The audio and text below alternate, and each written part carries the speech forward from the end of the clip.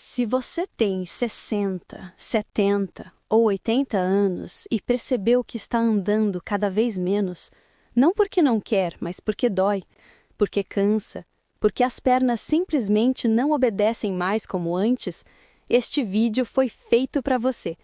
Não para te assustar, para te acordar. Porque o que está acontecendo com o seu corpo neste momento não é inevitável, é reversível. E a diferença entre quem recupera a força de andar e quem passa os próximos anos cada vez mais preso a uma cadeira está em 5 coisas simples que a maioria das pessoas nunca tentou, não porque são difíceis, mas porque ninguém explicou direito. Pesquisadores da Universidade de Michigan acompanharam mais de 27 mil adultos acima dos 65 anos durante 8 anos consecutivos. O resultado foi direto e perturbador. Pessoas que reduziram a frequência de caminhada perderam em média 40% da força muscular das pernas em menos de 2 anos. E uma vez que essa força vai embora, recuperá-la exige 3 vezes mais esforço do que teria custado mantê-la. Mas, e este é o ponto que importa, recuperar ainda é possível, em qualquer idade, inclusive na sua. Neste vídeo você vai conhecer as 5 coisas que médicos especialistas em envelhecimento recomendam para quem está andando cada vez menos e quer reverter essa situação antes que ela se torne irreversível. Fique até o final, porque a 5ª coisa é a que mais surpreende e é a mais fácil de todas. Se você ainda não se inscreveu no canal, faça isso agora e ative o sininho, porque o que vem nos próximos minutos pode mudar o que você faz amanhã de manhã. Coisa número 1. Entenda por que você realmente parou de andar. Parece óbvio, mas a maioria das pessoas que anda cada vez menos não parou por uma razão. Parou por uma combinação de razões que foi se acumulando silenciosamente e que nunca foi nomeada com clareza. E quando você não sabe exatamente o que está te impedindo, você não consegue resolver. Fica apenas evitando e evitando, até que evitar vira o novo normal. Pense em seu Geraldo, 73 anos, aposentado, morava sozinho num apartamento no 2º andar sem elevador. Ele passou anos subindo e descendo aquela escada sem pensar 2 vezes. Então, um dia, torceu o tornozelo. Nada grave, o médico disse que cicatrizaria em 2 semanas. Cicatrizou, mas seu Geraldo não voltou a andar como antes. Não porque a dor continuasse, porque o medo ficou. Medo de cair de novo, medo de se machucar mais sério, medo de ficar dependente. Esse medo foi estreitando o mundo dele aos poucos. Primeiro parou de descer para a padaria, depois parou de ir à missa, depois parou de visitar o irmão. Em 2 anos, seu Geraldo estava passando a maior parte do dia sentado. E o que começou como precaução virou prisão. Agora pense em Dona Lourdes, 71 anos, mesma cidade, mesma faixa etária. Ela também reduziu as caminhadas, mas por uma razão diferente. As articulações doíam mais no frio. O médico disse para poupar, ela poupou, só que poupar virou parar. E quando parou de se movimentar, a dor nas articulações piorou, porque a cartilagem se nutre do movimento, não do repouso. O que ela achava que estava protegendo, estava, na verdade, acelerando o dano. Esses 2 casos representam as 2 causas mais comuns de redução de caminhada em pessoas acima dos 60 anos. O medo físico depois de um evento doloroso e a interpretação errada de que repouso é sempre a melhor resposta para a dor. Antes de tentar qualquer uma das outras 4 coisas deste vídeo, sente-se por 5 minutos e responda honestamente. O que especificamente fez você começar a andar menos? Foi uma queda? Uma dor que não passou? Uma orientação médica que você generalizou demais? Cansaço que virou hábito? Nomeie.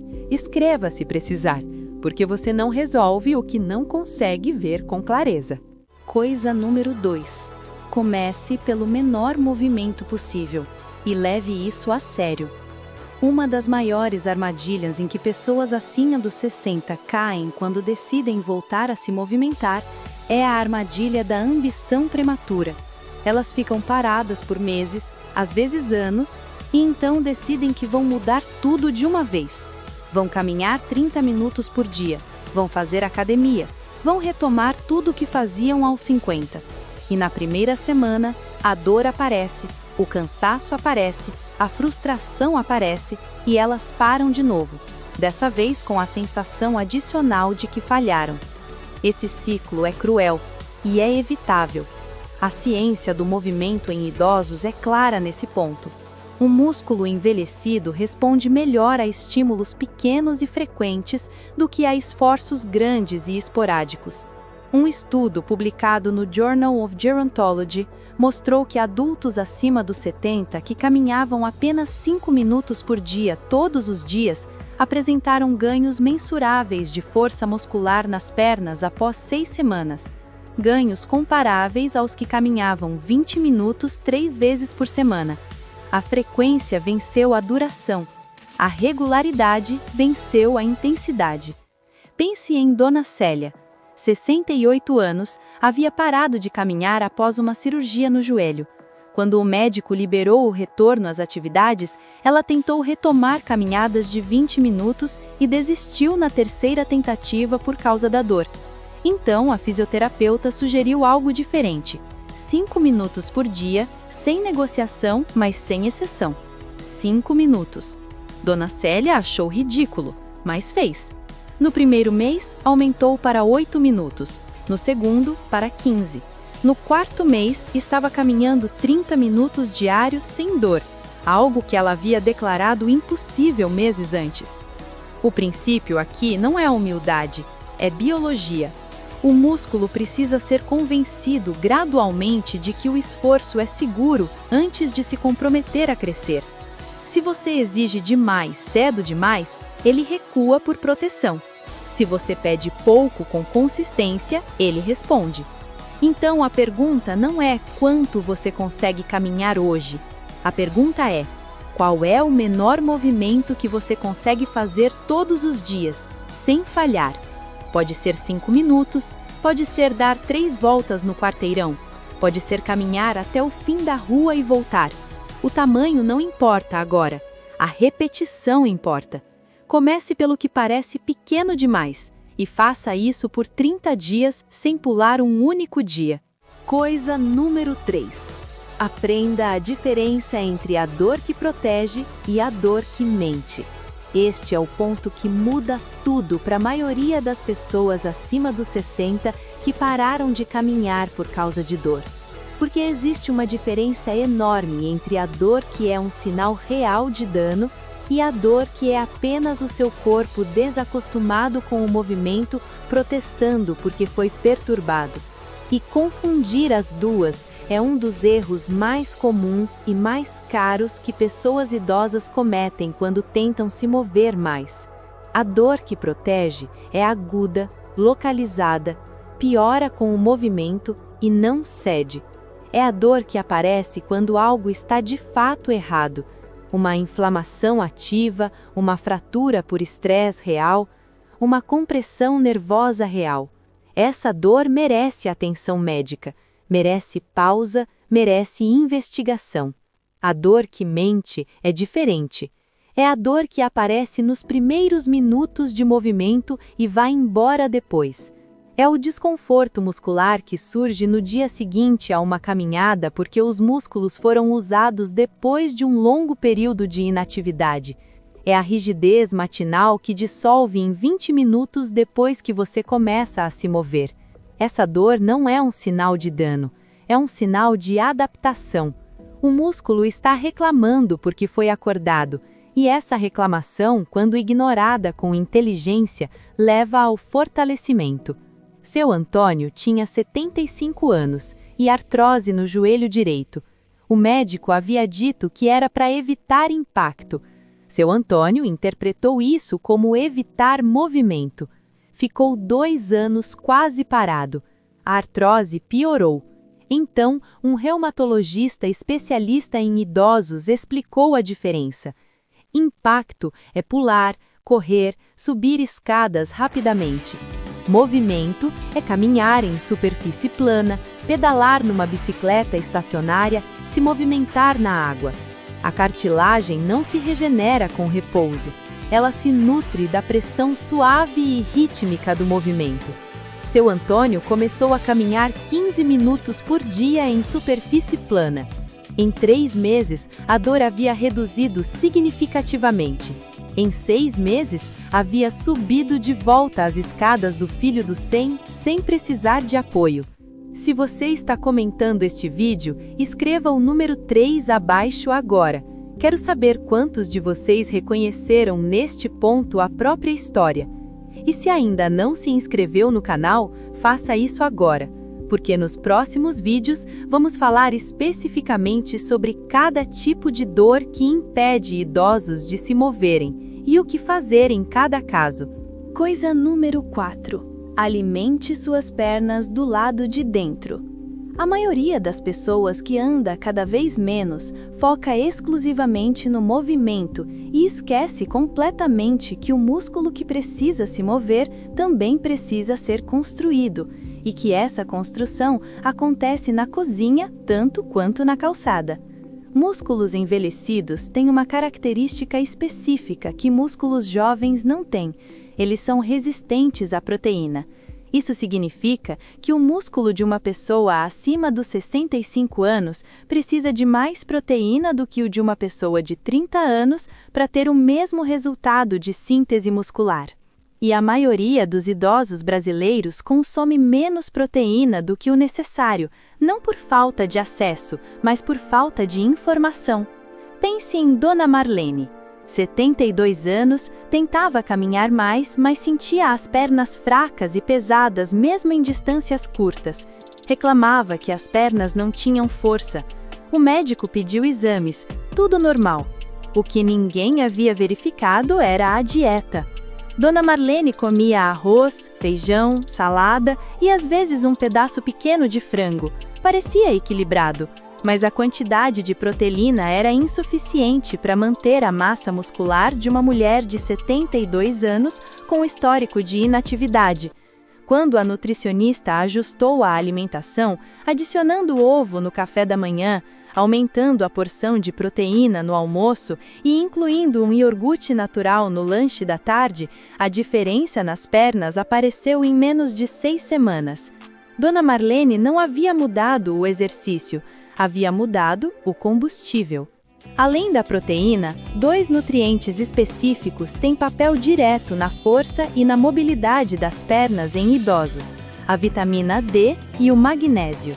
A deficiência de vitamina D em pessoas acima dos 60 é extremamente comum no Brasil, mesmo num país ensolarado, porque a exposição solar direta, necessária para a síntese da vitamina, diminui com a redução de mobilidade. E sem vitamina D adequada, os músculos perdem força de contração, o equilíbrio piora e o risco de queda aumenta de forma mensurável. O magnésio, por sua vez, é essencial para a transmissão do impulso nervoso até o músculo. Sem ele, o músculo não recebe o sinal direito para contrair com eficiência. Antes de tentar qualquer suplemento, converse com seu médico e peça exames específicos de vitamina D, magnésio e proteína sérica.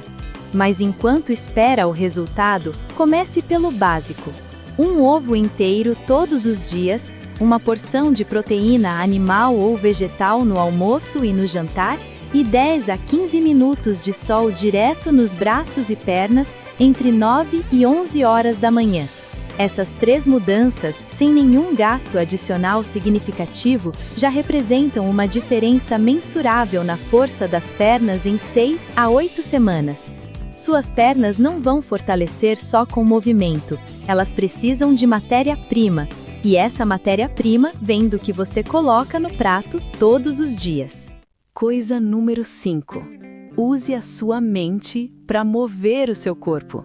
E leve isso tão a sério quanto qualquer exercício físico. Esta é a coisa que mais surpreende as pessoas quando ouvem pela primeira vez. E é também a mais subestimada. porque a maioria das pessoas acima dos 60 que parou de caminhar não parou apenas por limitação física, parou também por uma narrativa que foi sendo construída internamente, palavra por palavra, pensamento por pensamento, ao longo de meses ou anos. Uma narrativa que diz: já tenho idade, meu corpo não aguenta mais. É assim mesmo quando se fica velho, não adianta tentar. Essa narrativa não é inofensiva, é biologicamente ativa. Pesquisadores da Universidade de Yale conduziram um estudo que acompanhou adultos acima dos 60 por mais de 2 décadas e chegaram a uma conclusão que a comunidade científica levou anos para aceitar. Pessoas com percepção positiva do próprio envelhecimento viveram em média 7,5 anos a mais do que aquelas com percepção negativa. 7 anos e meio! Não por causa de dieta, não por causa de exercício, por causa do que acreditavam sobre si mesmas enquanto envelheciam. A crença sobre o que é possível para o seu corpo tem efeito mensurável sobre o que o seu corpo realmente consegue fazer. Pense em seu Benedito, 78 anos, havia parado quase completamente de caminhar após a morte da esposa. Não era só tristeza, era uma sensação profunda de que o corpo havia envelhecido de repente, de que as pernas pesavam mais, de que o esforço não valia mais a pena. O filho o levou a um grupo de caminhada para idosos no parque próximo à sua casa. Seu Benedito foi contrariado.